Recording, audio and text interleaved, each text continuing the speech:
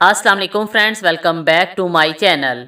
इस वीडियो में मैं आप लोगों को बताऊंगी कि अगर आप प्रेगनेंसी कंफर्म करने के बाद फर्स्ट अल्ट्रासाउंड के लिए अपने डॉक्टर के पास जाती हैं और आपको अल्ट्रासाउंड में बेबी शो नहीं होता तो आपको क्या करना चाहिए और इसकी क्या मुमकिन वजूहात हो सकती हैं। तो आइए जानते हैं। अल्ट्रासाउंड में बेबी शो ना होने की पहली वजह ये हो सकती है कि आपने बहुत जल्दी अल्ट्रासाउंड करवाया है, जिसकी वजह से प्रेगनेंसी शो नहीं हो रही।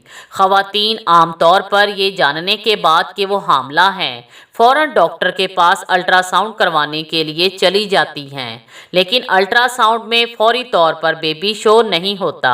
4 या 5 हफ्ते के बाद आमतौर पर अल्ट्रासाउंड में यूट्रस की लाइनिंग में फ्लूइड का एक छोटा सा मजमुआ नज़र आता है, जो हमल की थैली की इब्तदाई नश्मोनुमा को जाहिर करता है। एम्ब्रियो आमतौर पर उस वक्त तक शो नहीं हो सकता जब तक कि एक औरत 6 हफ्ते की हामला ना हो, इसलिए पहला अल्ट्रासाउंड 6 हफ्ते के बाद करवाना चाहिए।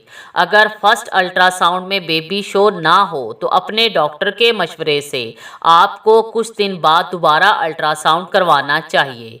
बेबी शो ना होने की दूसरी वजह ये हो सकती है कि एग फर्टिलाइज तो हो गया था, जिसकी वजह से यूरिन या ब्लड में एससीजी तो शो हो रहा है, लेकिन फर्टिलाइज एग कामयाबी के साथ इम्प्लांट नहीं हो सका और प्रेगनेंसी टर्मिनेट हो गई है। अल्ट्रासाउंड में बेबी शो ना होने की तीसरी वजह ये हो सकती है कि प्रेगनेंसी यूट्रस की बजाय ट्यूब्स में ग्रो कर रही है, जिसे एक्टोपिक प्रेगनेंसी कहते हैं। Thanks for watching.